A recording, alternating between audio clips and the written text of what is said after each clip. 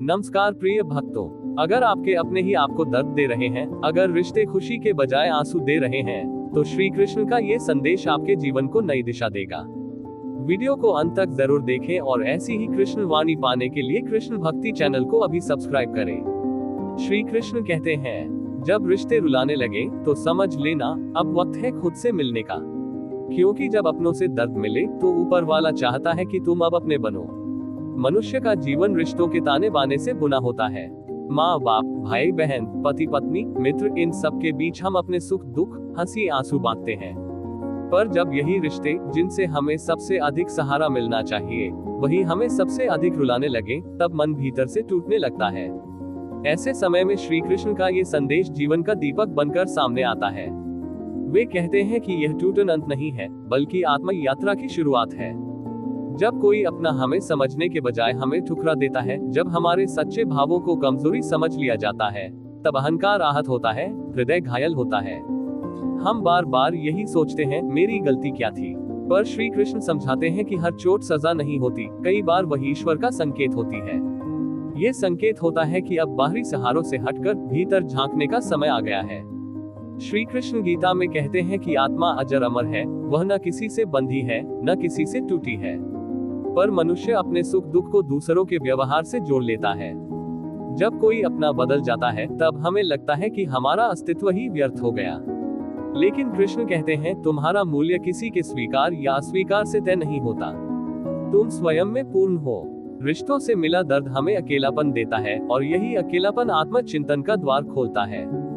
जब आसपास की आवाजें शांत हो जाती हैं, तभी भीतर की आवाज सुनाई देती है। यही वह क्षण होता है जब ईश्वर चाहता है कि तुम अपनी आत्मा से मिलो।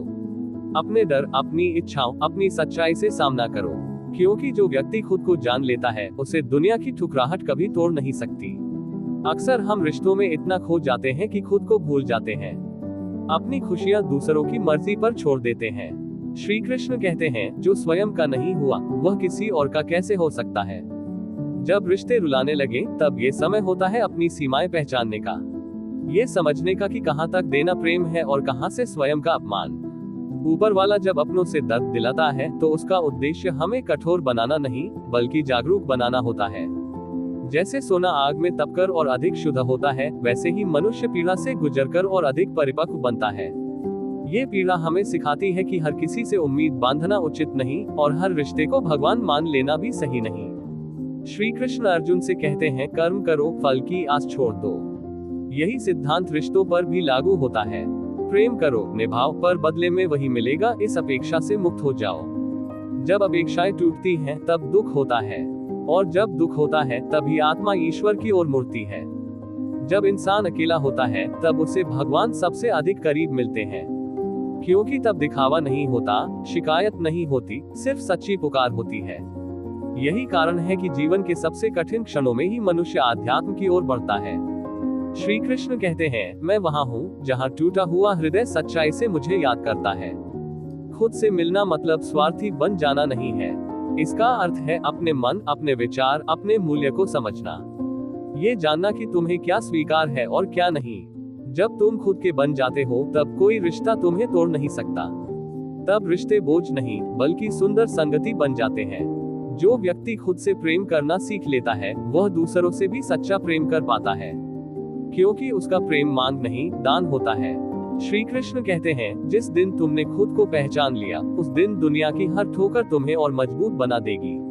अंत में श्री कृष्ण का यही संदेश है, दर्द से भागो मत, उसे समझो, वह तुम्हें तुम्हारे भीतर छिपी शक्ति से मिलाने आया है। जब रिश्ते रुलाएं, तब रोना कमजोरी नहीं, बल्कि शुद्धि है, और उस शुद्धि के बाद जो आत्मा उभरती है, वही सच्चे अर्थों में ईश्वर के सबसे करीब होती है। इसलिए जब अपनों से दर्द मिले, तो यह मत समझो कि भगवान ने तुम्हें छोड़ दिया है, बल्कि यह जानो कि वे तुम्हें तुम्हारे ही पास ले आ रहे हैं, क्योंकि जो स्वयं का हो गया, वही अंततः परमात्मा का हो जाता है।